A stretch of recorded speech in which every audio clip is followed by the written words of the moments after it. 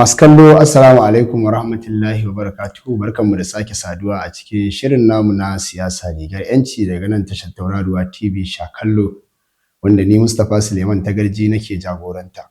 Kamar kowane lokaci yau ma mun samu halartar ɗaya daga cikin manyan 'yan siyasa da muke da su a jihar Kano a cikin jam'iyyar APC, wato Honorable Khalid Idris, wanda masu iya magana sun ce magana a bakin mai ita ta fi daɗi.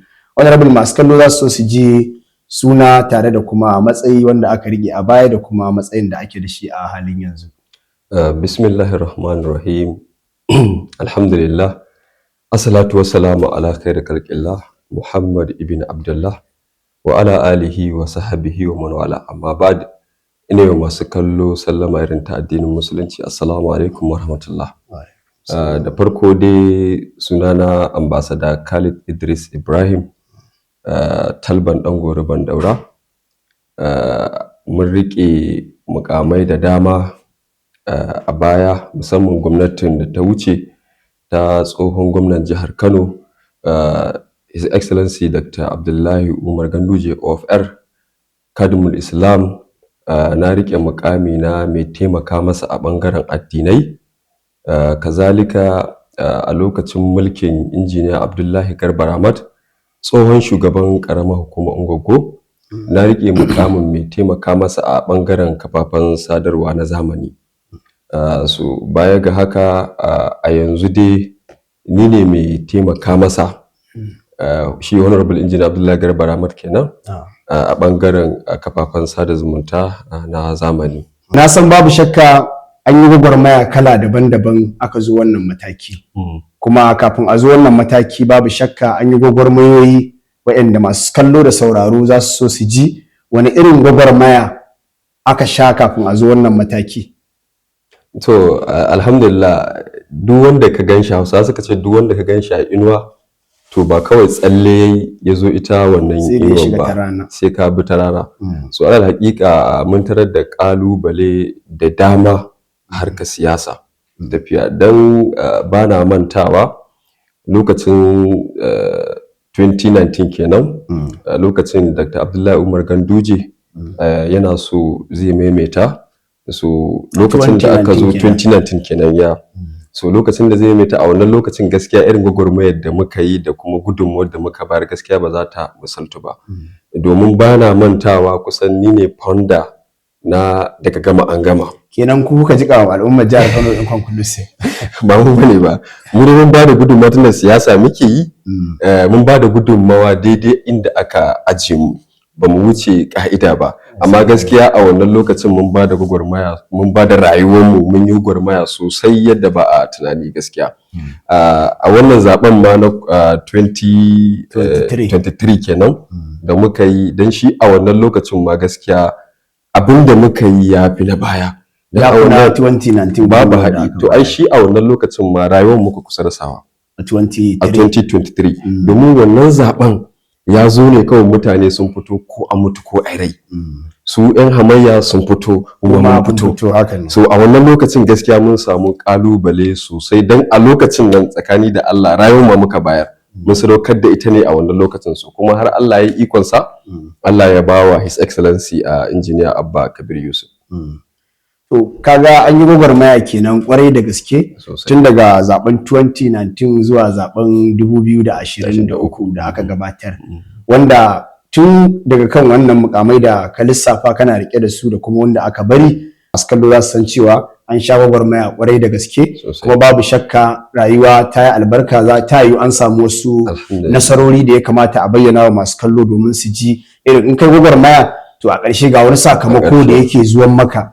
Ta yi kafin kai gwagwarmayar baka samu abin da ka samu yanzu ba, so duk abin da ya zamanto an same shi a sakamakon gwagwarmaya wannan yana cikin nasara. To na san masu kallo za su ji irin nasarorin da aka samu sakamakon wannan gwagwarmaya da aka dinga yi a baya. So alal haƙiƙa ko da yaushe mu cikin godiya Allah muke, duk abin da muka ce za mu yi in muka yi sa, in mun samu nasara mu gode wa Allah, in ba mu samu nasara mu gode wa Allah.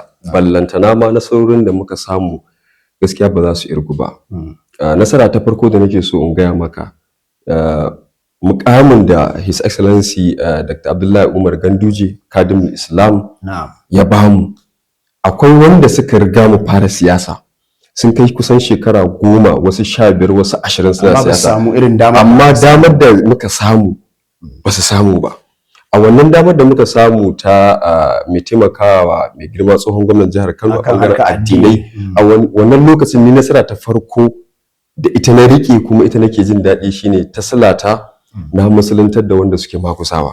Wannan ba karaman nasara. Bayan na musuluntar da su, Allah ya bada dama, ya bani iko ta salata, aka samu a cikin su wanda muka musulunta aka samu wanda za su yi aure, wanda a wannan lokacin ba gwamnati bane ta bani abinda za a ba su aljihunka kai kayan ɗaki.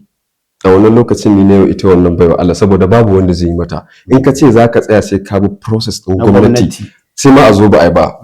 Musulunci ya babba asara. Wannan ya sa na sacrifice daga aljihuna a kai mata kayan ɗaki, hidimar biki gaba ɗaya, har ta kai ga shi kanshi angon ni na biya masa sadaki. So ana haƙiƙa gaskiya iya wannan in na rike a matsayin nasara. So an yi nasara, za mu gode wa Allah subhanahu wataala. So bayan wannan mun rike mukamai da dama na kungiyoyi da sauransu, wanda kusan ni ne founder kuma ni ne chairman na door to door campaign na for gano garo na 2023. Wannan da ya shafi takarar da aka yi 2023 tsakanin gawuna da kuma garo. Exactly. A wannan lokacin da kaji an ce door to door din ba wai iya a sunan bane ba, aikin muka yi door to door, muka dinga bi inda suke bukatar magunguka muka dinga kai musu magani, inda suke bukatar empowerment muka yi musu. Alal hakika gaskiya mun babu shakka dai an samu nasarori masu tarin yawa sosai. Kuma ba za a rasa dan tuntube da aka dinga samu da masoya da kuma makiya ba da kuma al'ummar da ake tare da su. Na san koya ne shi ma an fuskaci wannan kalubalen. Ai duk wanda ya ce ma ya samu nasara bai samu wani kalubale ba, to kawai dai ka ji shi ka wuce. Amma menene ya kai soyayya tsakani? In ka ɗauko misalin tsakanin ɗa da uwa, ka fahimta, shine makurar soyayya mai ƙarfi. Amma wata rana zaka ga uwa ta janyo ɗanta ta doke sa, ba don ba ta son sa bane, sai dan yayi kuskure. Idan ya zama dole, abin da nake so in bada misali shine ya zama dole duk abin da kai a rayuwa kana zaune dole ka batawa masoya ne da ma wanda ba masoya ba. Gaskiya alal haƙiƙa akwai yan adawa da za su sa ka a gaba, wanda suka to alhamdulillah gaskiya ba mu ce ba su samu a gaba ba, amma gaskiya mu irin siyasar da muke kamar muna siyasa ne shigen irin ta Malam Ibrahim Shekarau, siyasar mu addinin mu gaskiya ido na saba addini ba za a yi shi, idan mu baya rufewa wajen muna jam'iyya kaza, wai zamanto muna rufe ido muna fadawa abokan hamayyarmu wasu maganganu marasa gaskiya ba ma irin waɗannan. Amma kuma duk da haka, duk takalman ɗinka wata rana in kai wani abu kai kana kallon shi a matsayin daidai, so amma wani zai ga cewa shi ka bata masa. Yes, dole ne sai ka samu irin wannan in dai kana zamantakewa ta rayuwa, kana mu'amala da honorable. Da kai magana akan takarar honorable Nasiru Yusuf Gawuna, tsohon ɗan takara tare da honorable Murtala Sila Garo, sai ka tuna min da cewa kwanan baya da suka wuce, ko in ce watanni da suka shuɗe, akwai kujera wadda aka bawa mai gidanka injiniya Abdullahi Garba Ramat ta hukumar rarraba wutar lantarki ta Najeriya, wanda an riga an samu tseko iri daban-daban wajen tabbatar da shi da majalisar dattijan Najeriya za ta yi, wanda ina tunanin har kawo yau ba a tabbatar da shi ba. So ko menene na kasin da ya kawo wannan rashin tabbatar da wannan kujera da shi aka bashi? So gaskiya alal haƙiƙa wannan abu in na tuno shi ba abin da yake a yanzu, babu abin da nake tunowa a kusa raina ya ɓaci kamar wannan abu. Wannan abu da ya faru tsakani ga Allah magana ce kawai ta siyasa. Domin abin da yasa na faɗa haka, ni ina da hujjoji, wasu abubuwan a gaban idona aka yi, wasu abubuwan kuma ina da hujjoji da zan faɗe su. Abu na farko, honorable engineer Abdullahi Garba Ramat PhD, mai girma shugaban ƙasa His Excellency Bola Ahmad Tinubu ya ɗauko sa, ya zaɓo sa a matsayin wanda zai kula da hukuma rarraba wutar lantarki ta ƙasa, wato NERC ta Najeriya gaba ɗaya. Saboda me ya ɗauko shi? Saboda cancantarsa. Ya ɗauko sa ya ba sa, ya tura wa majalisa domin su tantance shi. Da ni aka shiga ɗakin tantancewa a majalisar ƙasa. Kai gani ya kori ji. Gani ya kori ji, da ni aka shiga wanda su shugabannin kwamitin na shi wannan bangaren akwai kwamiti da suke kula da wannan hukumar da za a tantance. Yes, so sun tantance shi, sun kira shi, sun masa tambayoyi. Babu wani sanata ko kuma memba na cikin wannan kwamitin wanda bai yi wa injiniya Abdullahi Garba Ramad tambaya ba. Kuma duk tambayar da suka masa yana ba da tambaya. Abinda zai baka mamaki, wallahi injiniya Ramad ko biro bai ji da shi ba. To wannan abin da suka san muna tsakiyar tattaunawa da kai, to za mu tafi sashenmu na karɓar tallace-tallace kafin mu sha ruwa mu dan huta insha Allah. To ba da ma insha Allah. Hakika wannan haka yake, kowa ya ji tambari ya san sarki ne. Hakan ta ba wa Tauraruwa Talabijin yar sarki wacce ta kera sa'a a bangaren shirye-shiryen talabijin na wannan zamani. Wannan ta sa Tauraruwa Talabijin take alfaharin sanar da ma'abota kallanta da sauraron ƙayatattun shirye-shiryenta cewa ta zo da sabon salo. 'Yan kasuwa, masu kantina da shaguna da masu kasa hajar su a kan tebura, hukumomin gwamnati tun daga gwamnatin tarayya zuwa gwamnatin ƙananan hukumomi, manya-manyan kamfanonuka da masana'antu da kuma ƙanana, bankuna da kamfanoni masu zuba jari a guraren kasuwanci na zamani, ƙungiyoyi na cikin gida da na ƙasashen waje, wato NGOs da CBOs, jami'an tsaro, sojoji da 'yan sanda, har da masu fararen kaya, manoma da dai masu sana'o'in hannu, kai har ma da yara 'yan dagwai-dagwai manyan gobe, domin kuwa mun tanadar musu da children's cartoon saboda tarbiyyantar da su. Albishir ɗin da muke wa ma'abota hulɗa da mu shine Tauraruwa Television ko kuma mu ce Tauraruwa TV.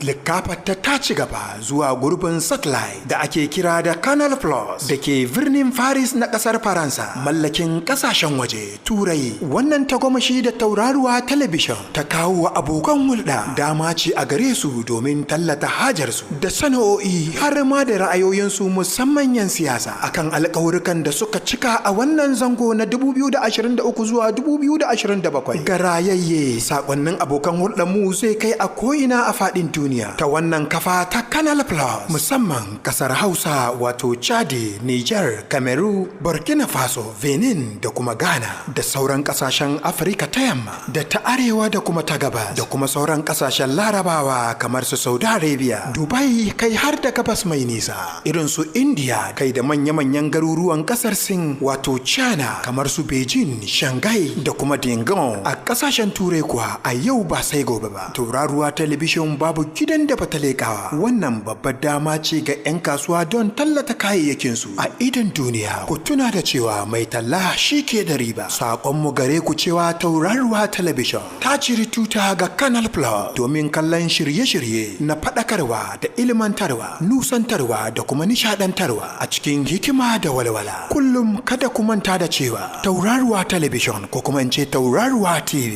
ita ce shakallo a koda yaushe. To masu kallon mu barka da dawowa. Kada dai a manta muna cikin shirinmu na siyasa rigar yanci tare da babban bakonmu honorable kuma ambassador Khalid Idris Talban dan Amanar Daura, ko in ce Talban dan Gurban Daura. Kuma muna taba alli ne akan abin da ya shafi shi tantance injiniya Abdullahi Garba Ramad, wanda kace kai da ma kai aka shiga zauren majalisar dattijan Najeriya, kusan kuma duk tambayoyin da ake masa yana amsawa kamar yadda kake bayani. Kamar yadda na koro bayani a baya shine dukkan mambobin wannan kwamitin sun yi masa tambaya, cikin ikon Allah ya amsa. Ba na manta kalmar da shi a baribi shine ciyaman da ke shugabanta yake jagorantar wannan kwamitin na tantance. Muka zo fita yake taya shi murna. Tun a wannan lokacin bayan nan abubuwa suka yi ta faruwa, ake ta samun delay. Kuma har yanzu da nake magana majalisa bata fito ta ce ga dalilin da yasa ba tantance shi ba. Abinda zai baka mamaki shine a yanzu a haka ina da kofin takardar da majalisa ta fitar, shi wannan kwamitin sun fitar da takarda cewa suna buƙatar majalisa tabbatar da injiniya Abdullahi Garba. Yanzu haka kana da takardar ɗinta. Majalisar ce ta tabbatarwa.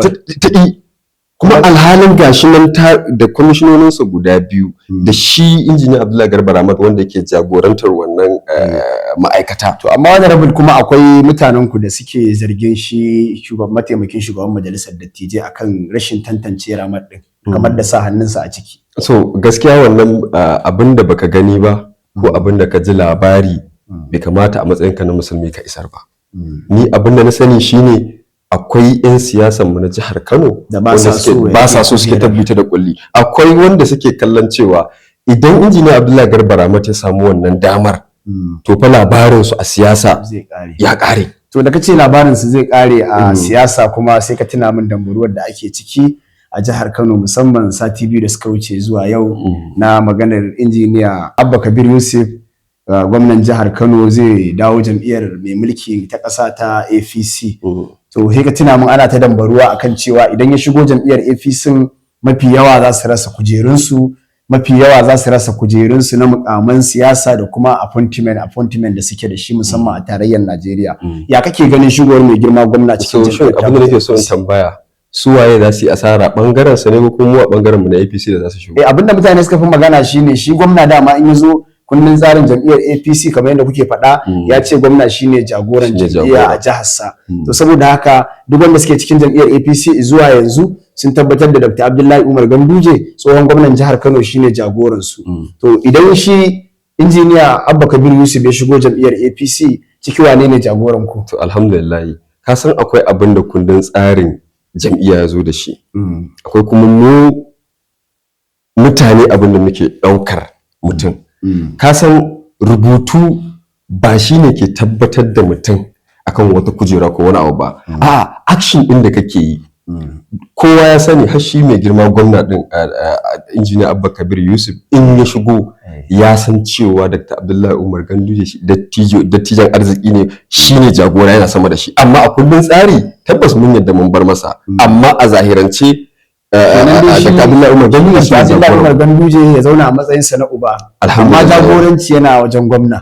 Ito a kundin tsarin mulki ba, ina zuwa ka gane mu abin da muka dauka kundin tsari abin da ya faɗa na rubutu ne, amma mu har yau har gobe da Abdullahi Umar Ganduje shine jagoran mu. To masu kallo za su ce in haka ne kuwa ashe ba ku yarda da rubutun da kuka rubuta a cikin jam'iyyar ta ku. Akwai abubuwa da yau so nawa za a faɗa. Wane ne jagoran jam'iyyar APC a Najeriya? Bola Ahmed Tinubu. Waye jagoran APC a jihar Plateau? Shugaban gwamnan jihar. To kaga a Kano ma zai zamanto injiniya Abba Kabir Yusuf. Abin da nake so ka gane Dr. Abdullahi Umar Ganduje ba za ka haɗa capacity shi da quality shi da mai girma Dr. Abdullahi Umar Ganduje ba. Dr. Abdullahi Umar Ganduje ka manta ya yi mataimakin gwamna shekara 8. Ya yi gwamna shekara 8. Injiniya Abba Kabir Yusuf tenuwa ɗaya ma bai gama ba. Ya za ka haɗa gogewarsu?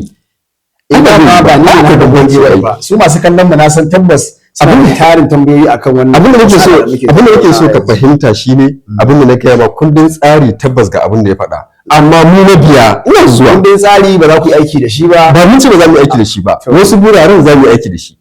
Amma wasu buraren a jagoranci ba za ku yadda. Amma abin da nake so ka gane ni na fi zan ce kaina na sani na fi kowa san a ce yau injiniya Abba Kabir Yusuf ya ja jam'iyyar APC. Wallahi muna maraba da shi za mu masa mubaya'a saboda akwai waɗanda dawowarsa zai zama mana mu alkhairi ne. To zargin da mutane suke na waccan maganar da muka tattauna a baya tabbata ki. Ni ban faɗa ba. Kaje daga baki na amma ina tabbatar maka inda a ce ana janyo mutum wallahi za mu iya zuwa mu janyo injiniya Abba Kabir Yusuf jajan. To ina makomar takarar ku ta gawo na garo kuma a 2020. Wannan sai abin da Allah ya yi. Ai lokaci bai zo ba. A lokaci ya zo. A'a bai zo ba. Lokaci ya zo. Dalili shi ita siyasa kamar da kuke faɗa zahiriya ce. An ce idan gwamna ya shigo cikin jam'iyya yana da automatic ticket. Asalin mulkin ku da kuke so ku yi na one system a Najeriya. To saboda haka gwamnatin Najeriya karkashin jagorancin shugaban kasa Asiwaju Bola Ahmed Tinubu ya kama gwamnoni kwatankwacin 29 a Najeriya. Saboda haka idan Kano ta zo Asiwaju yana da gwamnoni 30 a Najeriya. Kuna ganin babu wata jam'iyya ma da za ta iya zuwa yanzu ta kara da APC a zaben shekarar 2027. Kuma sannan duk gwamnan da ya shigo ana zargin akwai yarjejeniyar automatic ticket da za a bashi shine dan takarar gwamna. Kaga kenan shi maganar gawo na garo babu ita yanzu sun zama yan kallo a takara. Aini idan za a bawa injiniya Abba Kabir Yusuf automatic ticket zan iya zuba ruwa a ƙasa insha. Bukatar ka ta biya wancan zargin kenan. Ba wani maganar zargi, bukatar ta biya. Saboda akwai wasu wanda muke tunanin muke zargi sun taka mana bakin faranti. Za su bara. To mu yanzu mai girma gwamna kamar riban zai mana. Ba mu zai da ya barar muku. Kaga mun yadda cewa Allah subhanahu wata'ala ya sa a bashi automatic ticket, ya zama to cewa an dauko mutala silan garo a matsayin mataimaki, tun wannan an biya mu.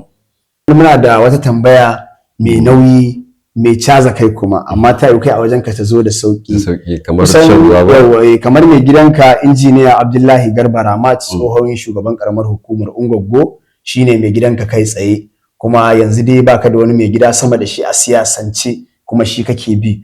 To sai aka yi wani juya hali irin na siyasa, abubuwa suka rikide, mai girma injiniya Abba Kabir Yusuf shigo jam'iyyar APC, sai shi kuma yana da sha'awar barin jam'iyyar APC ya tafi wata jam'iyyar.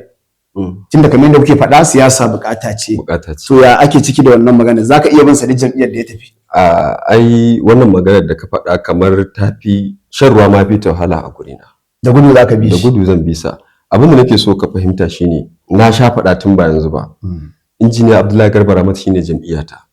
Yau ko jam'iyya mai kunkuru ya ɗauko, ko mai kaza, ko wata irin jam'iyya ya ɗauko, kai idan ya zamanto mun zauna ni da shi mun yi shawara, yace shi ya yanke shawarar zai koma jam'iyya kaza, kafin ya fito ya faɗa duniya, kai ne da ka fara, ni ne mutum na farko wanda zan fara fitowa in faɗa duniya cewa na fita da wannan jam'iyya, na bi jagora. Bayan kai yaron injiniya Abdullahi Garba Ramat ne, ya fahimta ta ka zama dan halak malak kuma dan amana na shi injiniya Abdullahi Garba. Ai in kana neman loyal a siyasa, ni loyal din injiniya Abdullahi Garba Ramat. Magana ta dangane da siyasa ne, babu wani wanda nake jin maganarsa a bangaren siyasa sama da shi. Duk abin da ya ce in yi, in bai saba addinin musulunci ba, bai saba Allah ba, za ka aiwatar da shi. Ni ne na farko ma, zan ma riga shi farawa. To masha Allah. Masu kallo da wannan muka kawo ƙarshen tattaunawa tare da ambassador Khalid Idris, talban ɗan gurban daura, kuma babban hadimi a gidan siyasar injiniya Abdullahi Garba Ramat, tsohon shugaban karamar hukumar Ungwaggo, a cikin wannan shiri namu na siyasa rigar yanci daga nan tashar Tauraruwa TV sha kallo, tare da ni Mustapha Suleiman Tagarji mai gabatarwa. Wassalamu alaikum wa rahmatullahi wa barakatuh.